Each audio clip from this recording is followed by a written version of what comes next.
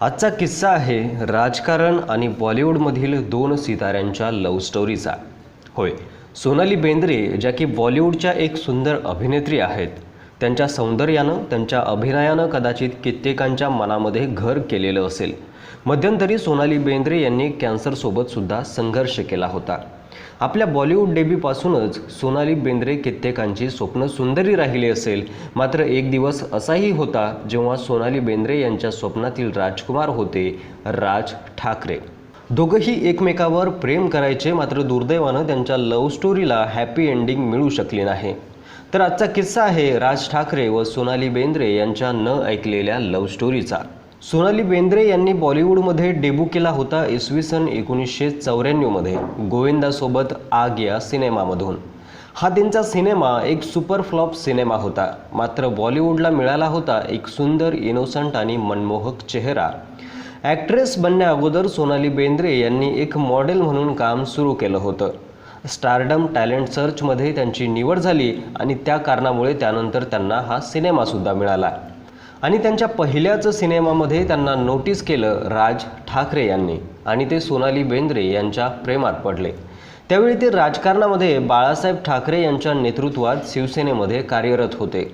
त्यांचं पद देखील त्यावेळी वजनदार होतं व पार्टीवर त्यांची पकड होती आणि बाळासाहेबांचं उत्तराधिकारी म्हणून त्यांच्याकडे बघितलं जात होतं। राज ठाकरे आणि सोनाली बेंद्रे यांची पहिली भेट होते आणि सोनाली बेंद्रे सुद्धा राज ठाकरे यांना नकार देऊ शकत नाही। हळूहळू त्यांची भेट प्रेमामध्ये बदलत गेली आणि दोघंही एकमेकांच्या प्रेमात होते। मात्र ज्या पद्धतीनं प्रत्येक प्रेम कहाणी ही सहजासहजी पूर्ण होत नाही, त्याचप्रमाणे राज ठाकरे आणि सोनाली बेंद्रे यांची ही प्रेम कहाणी सुद्धा अधुरीच राहिली। दोघंही आपल्या या प्रेमाच्या बंधनाला लग्नाच्या बंधनात बांधू शकले नाही, कारण राज ठाकरे यांचे काका स्वर्गीय बाळासाहेब ठाकरे हे त्याच्या विरोधात होते। ॲक्च्युली झालं असं की राज ठाकरे यांना जेव्हा सोनाली बेंद्रे यांच्यासोबत प्रेम झालं होतं तेव्हा राज ठाकरे हे अगोदरच विवाहित होते।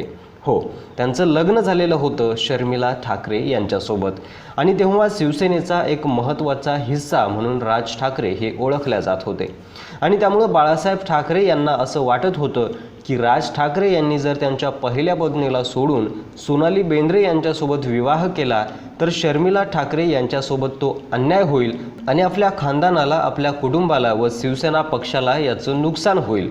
राज ठाकरे यांनी बाळासाहेब ठाकरे यांना कन्व्हिन्स करण्याचा प्रयत्न केला, मात्र बाळासाहेब ठाकरे कन्व्हिन्स झाले नाही। त्यानंतर राज ठाकरे यांच्यासमोर दोन पर्याय होते। पहिला पर्याय निवडायचा होता तो म्हणजे आपल्या कुटुंबाची इमेज आणि दुसरा पर्याय होता आपलं प्रेम सोनाली बेंद्रे।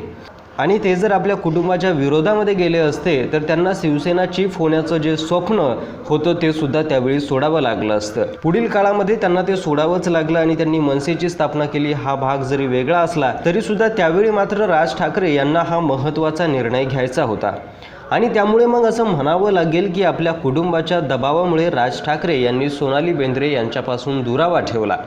त्यांच्या ब्रेकअपनंतर काही काळ ते एकमेकांच्या संपर्कात राहिले, मात्र हळूहळू सर्व काही तुटत गेलं आणि योगायोगाने बघा पुढील काळामध्ये राज ठाकरे यांना शिवसेना चीफ हे पदसुद्धा मिळालं नाही आणि ते मिळालं उद्धव ठाकरे यांना आणि याच पदासाठी राज ठाकरे यांनी कदाचित त्यावेळी सोनाली बेंद्रे यांना सोडलं असं आपण म्हणू शकतो।